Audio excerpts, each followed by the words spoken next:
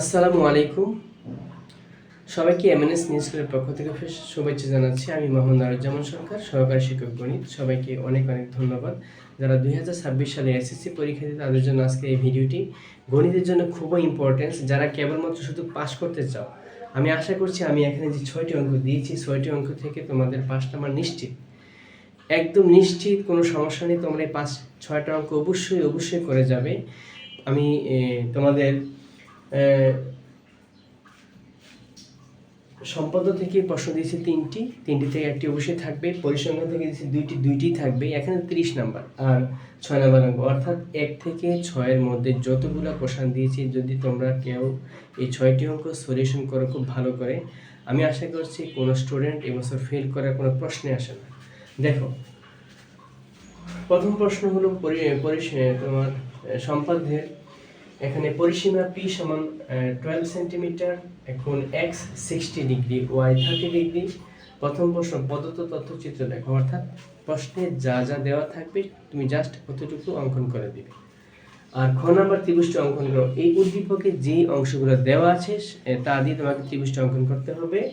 আর গ নাম্বার, ত্রিভুজটির সমান পরিসীমা বিশিষ্ট সমবাহু ত্রিভুজ, এই সমবাহু ত্রিভুজ বর্গ, এই দুইটা যদি পরীক্ষায় আসে তো সমবাহু ত্রিভুজ এবং বর্গের ক্ষেত্রে, ত্রিভুজের ক্ষেত্রে তুমি পরিসীমাকে 3টা ভাগ করে নিবে, আর এই বর্গের ক্ষেত্রে পরিসীমাকে 4টা ভাগ করে কাজ করতে হবে। আর যদি রম্বসের ক্ষেত্রেও এবং সামুদ্রিকের ক্ষেত্রে তুমি রম্বসের ক্ষেত্রে 4টা ভাগ করবে, বাট একটা কোণের মান উল্লেখ করে নিতে হবে। আর সামুদ্রিকের ক্ষেত্রে 2টা ভাগ করে একটা কোণের মান উল্লেখ করে নিতে হবে। 2 নম্বর কোশ্চেন, একটি ত্রিভুজের 3 বাহু a 3 centimetre, b 4 centimetre, c 5 centimetre. প্রদত্ত তথ্যের আলোকে ত্রিভুজটি অঙ্কন করো। অর্থাৎ প্রশ্নে যা যা দেওয়া আছে তুমি জাস্ট অতটুকু অঙ্কন করলেই ক নাম্বার শেষ।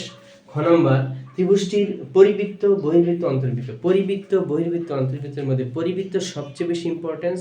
তো পরিবৃত্ত তোমরা তো অবশ্যই আগে কিছু জানো, আমি তারপরে উল্লেখ করে দিলাম যে 3টা যে কোনো একটা আসতে পারে। আর গ নাম্বারে, 4 সেন্টিমিটার ব্যাসার্ধ বিশিষ্ট বৃত্তে এমন দুটি স্পর্শক আঁকো যেন তাদের অন্তর্ভুক্ত কোণ কখনো আসছে 60 ডিগ্রি দিয়ে, কখনো 30 ডিগ্রি, কখনো 50 ডিগ্রি, কখনো 70, কখনো 90 ডিগ্রি। অর্থাৎ এই অংশটা তোমরা একটু খেয়াল করো, এই অংশের মধ্যে যেই ডিগ্রিটা উল্লেখ থাকবে 180, অর্থাৎ 180 থেকে 60 ডিগ্রি থাকলে 60 বিয়োগ করে যে মানটা থাকবে সেই মানটা বিয়োগ করে সেই যে মানটা আসবে তাই হবে কেন্দ্রের উৎপন্ন কোণ।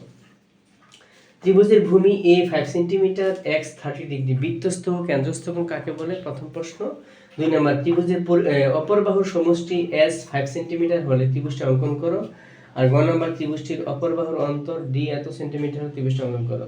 তোমরা 3 নম্বর কোশ্চেন একটু খেয়াল করো, যখন সমষ্টি দেওয়া থাকে মনে করবে প্রশ্ন নম্বর 1 আসছে, সম্পাদ্য বইয়ের 1 আসছে, আর অন্তর দেওয়া থাকলে মনে করবে সম্পাদ্য বইয়ের 2 আসছে, মানে সহজ টেকনিক মনে রাখার নিয়ম।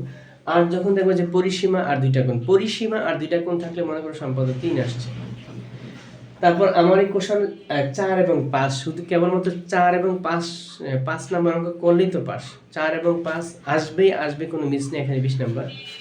তো 60 জন শিক্ষার্থী গণিতে প্রাপ্ত নম্বরের সারণী দেওয়া হলো। প্রথম প্রশ্ন, ক্রমযোজিত গণসংখ্যার সারণী তৈরি করো। দ্বিতীয় প্রশ্ন, গড়, সংক্ষিপ্তকর, মধ্যক, প্রচুরক। অর্থাৎ গড় অথবা সংক্ষিপ্তকর অথবা মধ্যক অথবা প্রচুরক, অর্থাৎ এখানে 4টার মধ্যে যে কোনো একটা আসবে, 4 নম্বর। তারপর আয়তলেখা অঙ্কন, বহুভুজ আর অজীব রেখা অঙ্কন। গ্রাফ চিত্রে আয়তলেখা আসতে পারে অথবা অজীব রেখা আসতে পারে বা বহুভুজ আসতে পারে। আর 5 নম্বরে দশম শ্রেণীর 35 জন শিক্ষার্থী গণিতে প্রাপ্ত নম্বর সারণী দেওয়া হলো। ক নম্বর প্রশ্ন, কেন্দ্রীয় প্রবণতা কি? এগুলো মুখস্থ প্রশ্ন করে ফেলবে। আর বিচ্ছিন্ন চলক। খ নম্বর হলো কি, শ্রেণী ব্যক্তি 6 ধরে গণসংখ্যা সারণী তৈরি করো। অর্থাৎ এই এখানে কিন্তু 4 নম্বর কোশ্চেন আমি দিয়েছি সারণী করা, অর্থাৎ বিন্যস্ত। আর 5 নম্বর প্রশ্ন হলো অবিন্যস্ত।